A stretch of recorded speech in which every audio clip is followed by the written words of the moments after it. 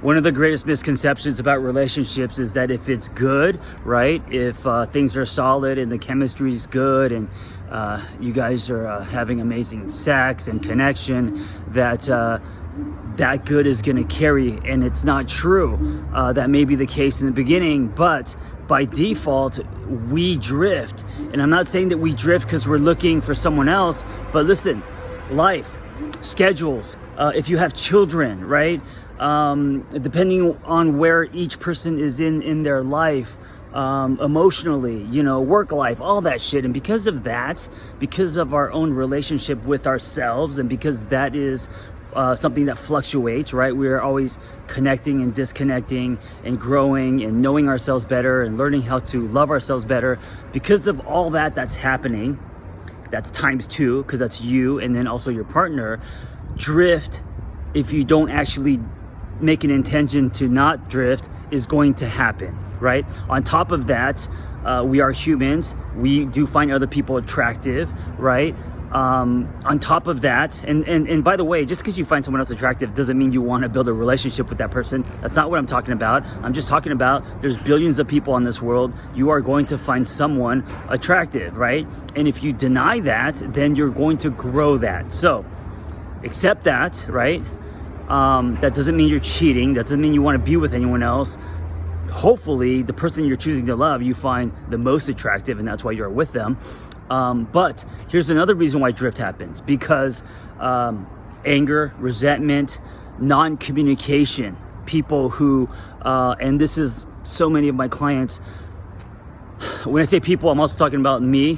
When you grow up without space where you're able to express yourself or what you need, if you grow up with no tools on how to give yourself what you need or express your feelings, then that's going to carry on into adulthood and in your relationships if you don't learn how to communicate first with yourself and then with your partner. So always expressing to your partner what you need and what you need to not drift. So that means how you want to be loved. And now we're talking about some of your love languages, right? So usually how you want to be loved, the way that you want to receive and give love, that comes naturally to you, whether that's words of affirmation or touch or whatever, that's usually going to be what you need to stay connected. So here's the thing, and this is kind of me now really wanting to drive this home. People think that if you have connection, that drift is not going to happen. And the truth is, you need a daily practice, no matter how good your relationship is, to stay connected to your partner so you don't have drift, because drift is going to be the default, right? And that doesn't mean that you don't love your partner or want to go, or are looking for someone else. It just means that life is happening, and that's why drift happens. So, and on top of that, now if your relationship is not in a good place, then of course drift is more likely going to happen, right? This is why, and I'm a little bit going off on a tangent, but this is why a safe space is so important. Imagine like at work, if you have a toxic environment, or if you're doing something that you dread, that you hate, you're naturally going to drift, right? You're naturally not going to be present. You're going to always be looking for something else.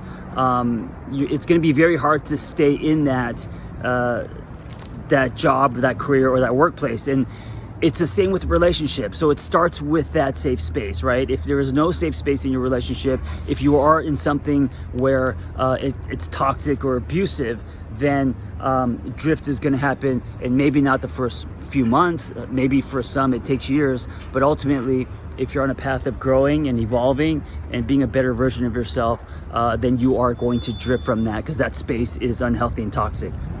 So here's what I think everyone needs to do who is in a relationship: a daily practice of not drifting by connecting to your partner, and you decide what that looks like, right? You decide what that connection looks like.